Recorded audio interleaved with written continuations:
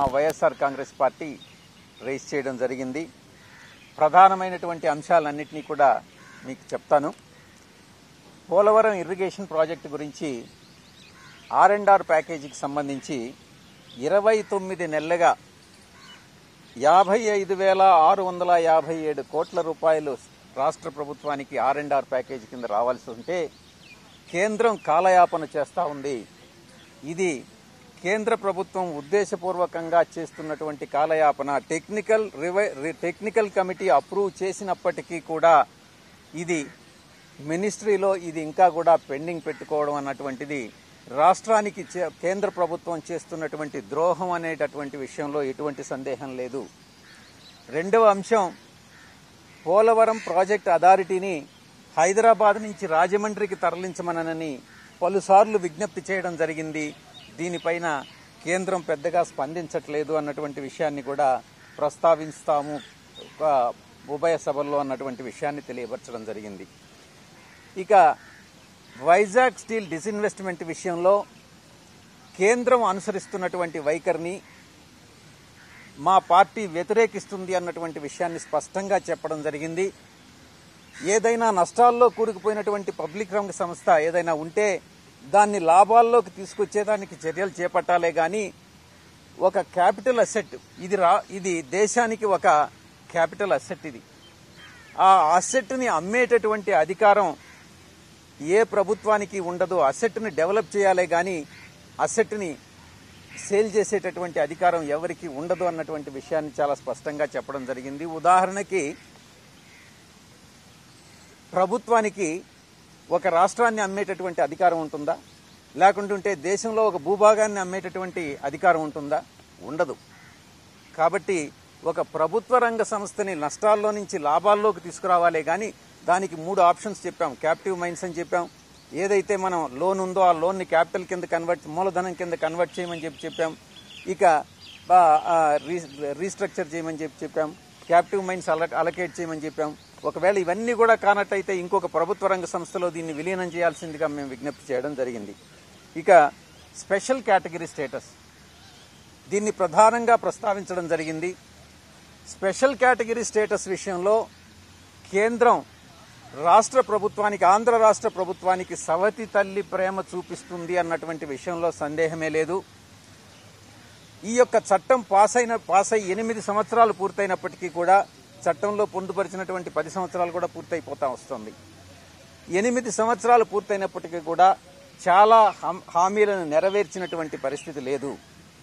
రెండవ అంశం, special category status అన్నటువంటిది రాష్ట్రానికి అది చట్టంలో పొందుపరిచినప్పటికీ కూడా బీజేపీ ప్రభుత్వం అది చట్టానికి లోబడి వ్యవహరించకుండా చట్టానికి అతీతంగా వ్యవహరిస్తూ రాష్ట్రానికి, రాష్ట్ర ప్రజలకు, తెలుగు ప్రజలందరికీ కూడా ద్రోహం చేస్తూ ఉంది. ఇది బీజేపీ చేస్తున్నటువంటి చూపిస్తున్నటువంటి సవతి తల్లి ప్రేమ ఆంధ్రప్రదేశ్ మీద. ఈ యొక్క పక్షపాత ధోరణి, బీజేపీ అనుసరిస్తున్నటువంటి పక్షపాత ధోరణి పనికిరాదు అన్నటువంటి విషయాన్ని చాలా స్పష్టంగా చెప్పడం జరిగింది. ఒక్క విషయాన్ని కూడా ప్రస్తావించడం జరిగింది. కేంద్ర డిఫెన్స్ మినిస్టరు, పార్లమెంటరీ శాఖ మంత్రులు, పీయూష్ గోయల్ గారు అందరూ ఉన్నారు. ఒక్కటే అడిగాం, మీరు పాండిచ్చేరి ఎలక్షన్ అప్పుడు పాండిచ్చేరికి ఎలా స్పెషల్ కేటగిరీ స్టేటస్ మీ మేనిఫెస్టోలో, బీజేపీ మేనిఫెస్టోలో పెట్టారు? పాండిచ్చేరికి మీరు స్పెషల్ కేటగిరీ స్టేటస్ ఇవ్వగలిగినప్పుడు ఆంధ్రప్రదేశ్కు మీరు ఎందుకు ఇవ్వలేకపోతా ఉన్నారు? అంటే మీరు అధికారంలోకి వచ్చేదానికి ఎక్కడైనా అవకాశం ఉంటే మీరు ఎంతకైనా దిగజారుతారు బీజేపీ పార్టీ. కానీ బీజేపీ రాష్ట్రాలకు మాత్రం ఏదైనా మీరు చేస్తారు.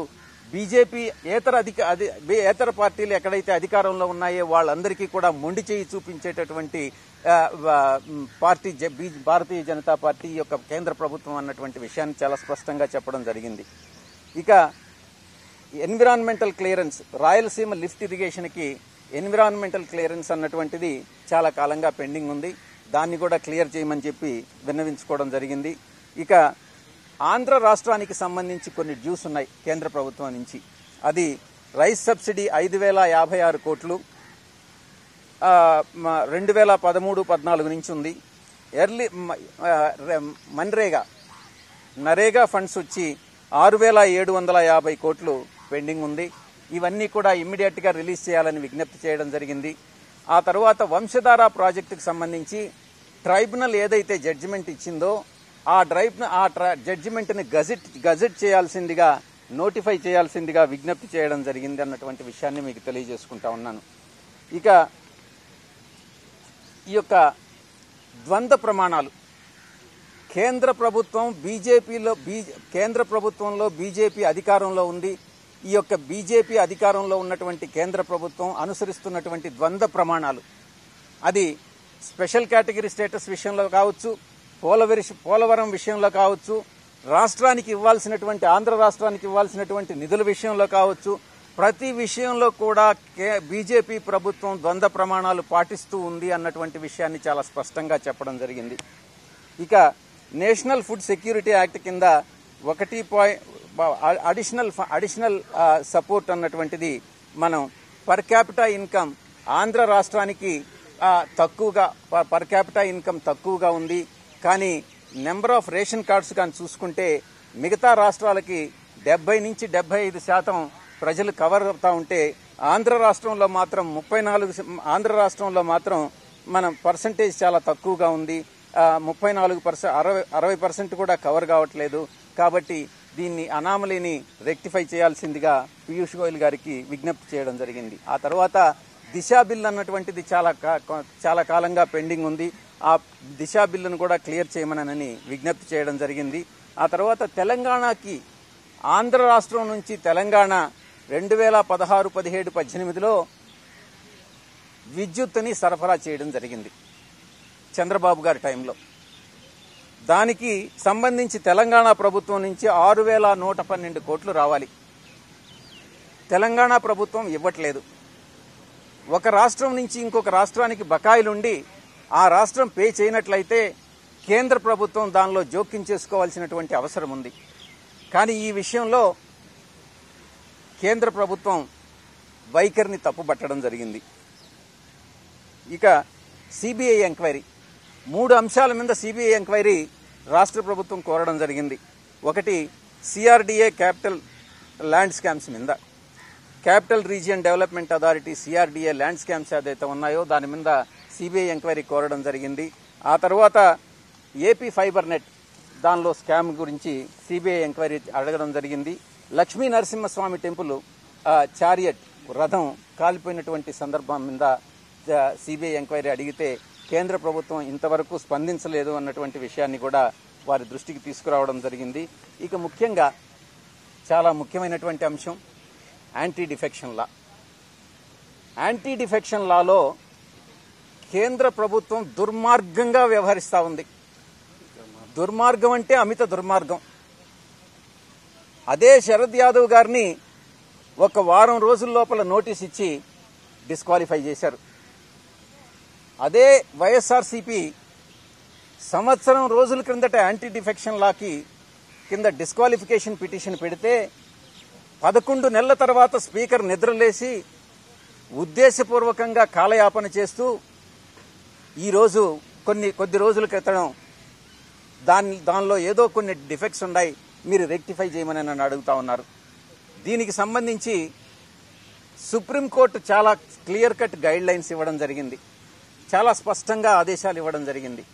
దాని ప్రకారం మీరు చట్టంలో మార్పులు తీసుకురండి, 6 నెలల కాలం లోపలనే మీరు ఏదైనా నిర్ణయం తీసుకోవాలి, 3 నుంచి 6 నెలల కాలంలో మీరు నిర్ణయం తీసుకోవాలి అని సుప్రీంకోర్టు చాలా స్పష్టంగా చెప్పినప్పటికీ కూడా ఎక్కడైతే బీజేపీకి అనుకూలంగా ఉంటుందో, శరద్ యాదవ్ గారి విషయంలో బీజేపీకి అనుకూలం కాదు, కానీ మిగతా విషయాల్లో బీజేపీకి అనుకూలం కాబట్టి వారి మీద చర్యలు తీసుకోవడానికి స్పీకర్ గారు వెనకంజ వేస్తా ఉన్నారు. ఇది చాలా దుర్మార్గమైనటువంటిది. 2017లో నేను చెప్పినట్టుగా డిస్క్వాలిఫై రాజ్యసభలో 3 నెలల్లో పిటిషన్ పెట్టారు, వారం రోజుల్లో నోటీస్ ఇచ్చారు, ఇమ్మీడియట్గా డిస్క్వాలిఫికేషన్ చేయడం జరిగింది. ఈ యొక్క వైఖరిని, కేంద్ర ప్రభుత్వ వైఖరిని మార్చుకోవాలి. మీ యొక్క ద్వంద్వ ప్రమాణాలు మానండి. రాష్ట్రానికి మీరు చూపిస్తున్నటువంటి మొండి చెయ్యి కేంద్ర ప్రభుత్వం ఆంధ్ర రాష్ట్రానికి ఏదైతే మొండి చేయి చూపిస్తుందో, సవతి తల్లి ప్రేమ చూపిస్తుందో, ఏదైతే ద్వంద్వ ప్రమాణాలు పాటిస్తుందో వాటినన్నిటినీ మానుకోండి అన్నటువంటి విషయాన్ని చాలా స్పష్టంగా చెప్పడం జరిగింది. ఇక ప్రధానమంత్రి ఆవాస్ యోజనలో ఒక 11,000 కోట్ల రూపాయలు ఇన్ఫ్రాస్ట్రక్చర్ క్రియేషన్కి అదనంగా కేంద్ర సహాయం అభ్యర్థించడం జరిగింది. ఇవన్నిటినీ అంశాలన్నింటినీ కూడా మేము వైఎస్ఆర్ కాంగ్రెస్ పార్టీ తరఫున నేను, మా లోక్సభ లీడరు ఇద్దరం కూడా రైజ్ చేయడం జరిగింది. ఇవన్నిటినీ కూడా సభలో కూడా రైజ్ చేస్తాం. అఖిల పక్షంలోనే కాదు, సభలో కూడా రైజ్ చేస్తాం. అవసరమైతే ప్రొటెస్ట్ చేసేదానికి కూడా మేము సిద్ధమేనన్నటువంటి విషయాన్ని మీకు తెలియజేసుకుంటా ఉన్నాం.